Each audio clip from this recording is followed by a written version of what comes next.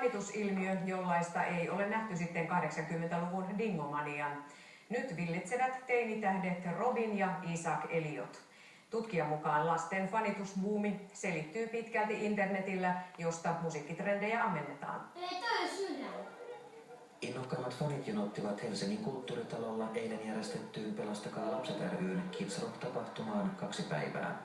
He olivat tulleet katsomaan Robinia ja Isaac Elliotia. Miksi niin aikaisin tulitte tänne? Että passaa eturiviin varmasti. Niin.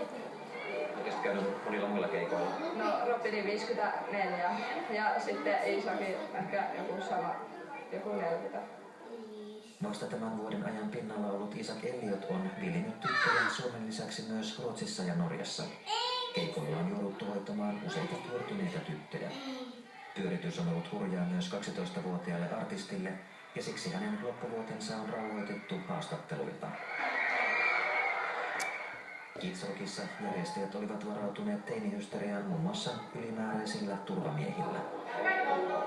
Nämä henkilöt, jotka ovat liikkuneet musiikkipiireissä, sanovat, että Dingo on viimeksi herättänyt tällaisen hysterian 1980-luvulla, mitä nämä nuorisopop-tähdet tekevät tänä päivänä.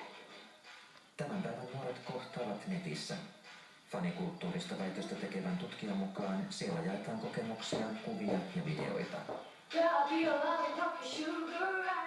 Internet ehkä onkin ottanut musiikkilehtiä ja toisaalta myös ihailijakerhojen roolin tämmöisenä faniuden keskeisenä areenana. Poikalaisen mukaan vanhempien ei kuitenkaan kannata olla huolissaan yhä nuorempien fanihysteriasta.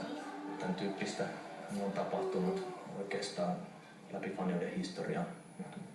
Kuten on myöhemmin käynyt vuosien varrella ilmi, niin ei tämä ole mihinkään katastrofaaliseen kyllä johtanut.